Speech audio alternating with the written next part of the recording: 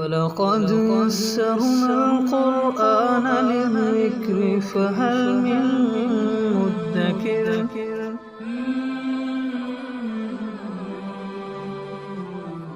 سورہ بقرہ آیت نمبر 35۔ اعوذ باللہ من الشیطان الرجیم، بسم اللہ الرحمن الرحیم۔ وَقُلْنَا يَا آدَمُ اسْكُنْ أَنْتَ وَزَوْجُكَ الْجَنَّةَ وَكُلَا مِنْهَا رَغَدًا حَيْثُ شِئْتُمَا وَلَا تَقْرَبَا هَٰذِهِ الشَّجَرَةَ فَتَكُونَا مِنَ الظَّالِمِينَ فَأَزَلَّهُمَا الشَّيْطَانُ عَنْهَا فَأَخْرَجَهُمَا مِمَّا كَانَا فِيهِ وَقُلْنَا اهْبِطُوا بَعْضُكُمْ لِبَعْضٍ عَدُوٌّ وَلَكُمْ فِي الْأَرْضِ مُسْتَقَرٌّ وَمَتَاعٌ إِلَىٰ حِينٍ۔ سابقہ آیات میں یہ بات گزری کہ حضرت آدم علیہ السلام کی فوقیت، فضیلت وہ ثابت ہو گئی علمی اعتبار سے فرشتوں پر بھی اور جنات پر بھی۔ تو اللہ تعالیٰ نے ان کی تعظیم کروانے کے لیے ان سب سے سجدہ کروایا حضرت آدم علیہ السلام کو، اور شیطان نے سجدہ نہیں کیا، مردود ہوا۔ اس کے بعد حضرت آدم علیہ السلام کو اور ان کی اہلیہ حضرت حوا علیہ السلام کو جنت میں بسا دیا گیا، جنت میں روک دیا گیا۔ وَقُلْنَا يَا آدَمُ اسْكُنْ، اور ہم نے کہا اے آدم اسکن، آپ ٹھہریے، انت وزوجک، آپ اور آپ کی بیوی، الجنہ، جنت کے اندر۔ اب دیکھیں یہاں اسکن کا لفظ ہے، اسکن کا مطلب ہوتا ہے آپ رہائش اختیار کر لیجئے، آپ اس میں ٹھہر جائیے۔ تو اس سے ملکیت ثابت نہیں ہوتی۔ تو اسکن کے الفاظ یہ بتلا رہے تھے کہ ٹیمپریری اور وقتی طور پر اللہ تعالیٰ نے حضرت آدم اور حضرت حوا علیہ السلام کو جنت میں بھیجا۔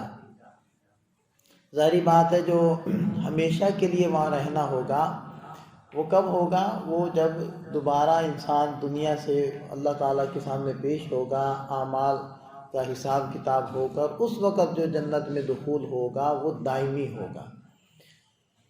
تو بہرحال فرمایا کہ آپ لوگ یہاں ٹھہر جائیے، وَكُلَا مِنْهَا، اور جنت میں سے کھائیے، رَغَدًا، جو چاہے، یا با فراغت۔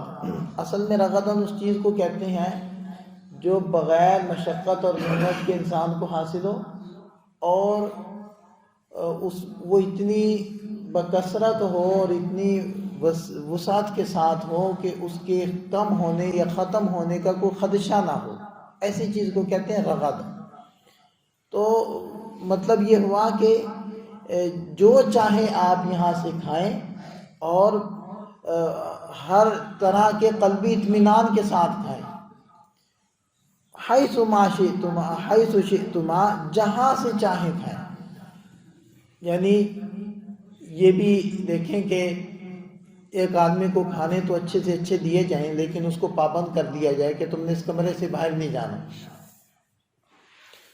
تو وہ ظاہری بات ہے ایک طرح کی قید ہوگی، اور وہ وہاں خوش نہیں رہے گا۔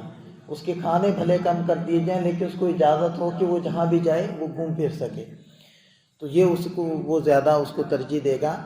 تو یہ بھی ایک طرح کی قید ہوتی ہے، تو اللہ تعالیٰ نے وہ بھی ختم فرمایا، اور فرمایا کہ حیث شئتما، جنت کے اندر سے جہاں سے جو چاہو کھاؤ اور جہاں چاہو پھر گھومو۔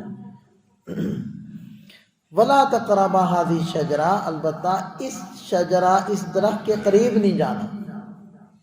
اب وہ درخت کس چیز کا تھا، اس کے بارے میں نہ قرآن پاک میں کوئی وضاحت ہے، اور نہ کسی حدیث پاک میں اس کی کوئی تعین کی گئی ہے کہ وہ درخت کس چیز کا تھا۔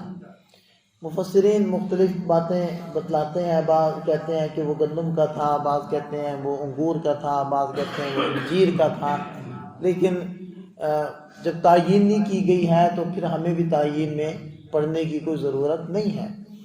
تو بہرحال کوئی درخت تھا جس کے بارے میں اللہ تعالیٰ نے فرما دیا کہ اس کے قریب نہ جانا۔ اب دیکھیں کہ ایک تو یہ ہے کہ اس ظاہری بات ہے درخت کے قریب نہ جانے کا مطلب یہ تھا کہ اس کا پھل نہیں کھانا، لیکن کیسے اس چیز سے منع کیا گیا کہ اس درخت کے بھی قریب نہ جاؤ۔ اس کو کہتے ہیں سد ذرائع، کہ آپ جس چیز سے رکنا یا روکنا چاہتے ہیں اس کے جو اسباب ہے یا اس کا جو راستہ ہے اس سے بھی روک دیں، تبھی اس سے آپ رک پائیں گے۔ لیکن اگر آپ اس راستے سے چلتے رہیں اور اس چیز کے دائیں بائیں گھومتے رہیں تو کسی بھی وقت اس چیز میں آپ مبتلا ہو سکتے ہیں۔ تو ذریعے کو ہی روک دیا، ختم کر دیا کہ اس درخت کے قریب نہیں جانا۔ فَتَكُونَا مِنَ الظَّالِمِينَ، اگر تم دونوں اس درخت کے قریب گئے تو ظالموں میں سے ہو جاؤ گے۔ فَأَزَلَّهُمَا الشَّيْطَانُ عَنْهَا، تو اس درخت کے بارے میں شیطان نے ان دونوں حضرات کو لغزش میں ڈال دیا، ڈگمگا دیا، پھسلا دیا۔ اب وہ شیطان نے کیسے کیا، کیونکہ وہ تو جنت میں نہیں تھا۔ اب ہمیں اس بحث میں بھی پڑھنے کی ضرورت نہیں ہے کہ اس نے کیسے وسوسہ ڈالا، کیسے وہ وہاں تک پہنچا، کیونکہ ایک سوال یہ بھی پیدا ہوتا ہے کہ جب اللہ تعالیٰ نے حضرت آدم علیہ السلام کو پیدا کر کے سجدہ کروا کر جب یہ پتہ چل گیا تھا کہ شیطان اب دشمن ہے تو پھر ان کی بات کیسے مانی؟ تو دیکھیں کہ شیاطین کو، جنات کو شکلیں بدلنے کا اختیار اللہ تعالیٰ نے دیا ہوا ہے، تو ہو سکتا ہے انہوں نے کوئی شکل بدل کر حضرت آدم علیہ السلام سے یا اور حضرت حوا علیہ السلام سے بات کی ہو۔ بہرحال جو بھی شکل تھی، جس بھی طریقے سے اس نے وسوسہ ڈالا تو بہرحال اس نے ان حضرات کو ڈگمگا دیا۔ فَأَخْرَجَهُمَا، اور نکال کر ہی دم لیا، مما کانا فی، جس عیش و عشرت میں وہ دونوں حضرات وہاں رہ رہے تھے، تو وہاں سے نکلنے پر مجبور کر دیا۔ وَقُلْنَا اهْبِطُوا، اور پھر ہم نے کہا اِهْبِطُوا، اترو، اوپر سے جو نیچے کی طرف اترنا ہوتا ہے نا، اس کا یہ مطلب ہے اِهْبِطُوا۔ اس لیے نبی پاک صلی اللہ علیہ وسلم کو مہبت وحی کہا جاتا ہے، مہبت وحی، وحی اترنے کی جگہ۔ تو اِهْبِطُوا، اترو، بعضکم لبعض عدو، تم میں سے بعض کے دشمن ہیں۔ اب اس سے مراد یہ بھی ہو سکتا ہے کہ شیطان بھی نیچے چلا جائے زمین پر اور انسان بھی چلے جائیں اور یہ ایک دوسرے کے دشمن ہوں گے، اور یہ بھی مطلب ہو سکتا ہے کہ ابن آدم خود آپس میں ایک دوسرے کے دشمن ہوں، اور یہ دونوں باتیں واضح ہیں۔ شیطان بھی اپنی دشمنی نبھا رہا ہے اور ابن آدم بھی خود ایک دوسرے کا بڑا دشمن ہے۔ اور میرے خیال سے جتنی بھی یہ مسائل ہیں، ہمیں جنگلی درندوں سے خطرہ نہیں۔ ہم تالے کیوں لگاتے ہیں؟ ہمیں جنگلی درندوں کا خطرہ نہیں ہے، ہمیں جنات کا خدشہ نہیں ہے، ہمیں فرشتوں سے کوئی خطرہ نہیں ہے۔ ہمیں اگر خطرہ ہے تو ابن آدم سے خطرہ، اس سے ڈرتے ہیں۔ تو وہی دشمنی ہے جو ڈال کر بھیج دی گئی۔ وَلَكُمْ فِي الْأَرْضِ مُسْتَقَرٌّ، اور تمہارے لیے زمین میں ٹھہرنا ہے، وَمَتَاعٌ، اور نفع اٹھانا ہے، إِلَىٰ حِينٍ، ایک مقرر وقت تک۔ یعنی زمین میں بھی جو تمہیں بھیجا جا رہا ہے وہ مستقل رہائش کے لیے نہیں بھیجا جا رہا، بلکہ تھوڑے سے وقت کے لیے بھیجا جا رہا ہے۔ اس میں ایک بات سمجھ لیں کہ انبیاء علیہم الصلوات و تسلیمات کی عصمت کا مسئلہ، ائمہ اربعہ اور پوری امت کا اس بات پر اجماع اور اتفاق ہے کہ حضرات انبیاء کرام معصوم ہوتے ہیں، یعنی نہ ان سے گناہ کبیرہ ہو سکتا ہے، نہ ہی گناہ صغیرہ ہو سکتا ہے۔ ہاں، یہ جو کچھ لغزشیں ہوتی ہیں یہ غلط فہمی، سہو اور نسیان کے اوپر مبنی ہو۔ اب دیکھیں نا کہ ان حضرات کو کہا گیا تھا کہ اس درخت کے قریب نہ جانا، تو یہ بھول گئے۔ فَنَسِيَ وَلَمْ نَجِدْ لَهُ عَزْمًا، قرآن پاک میں دوسری جگہ کیا کہا ہے کہ حضرت آدم علیہ السلام بھول گئے۔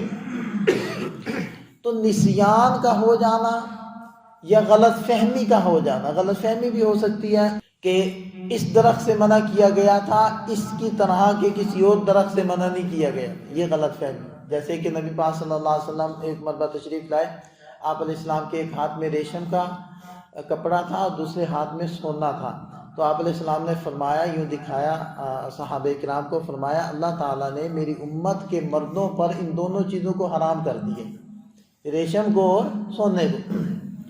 اب کسی کو یہ غلط فہمی ہو جائے کہ اس سے مراد وہی ریشم و سونا تھا جو نبی پاک صلی اللہ علیہ وسلم کے ہاتھ میں تھا، اس کے علاوہ نہیں تھا، یہ غلط فہمی کی شکلیں میں عرض کر رہا ہوں۔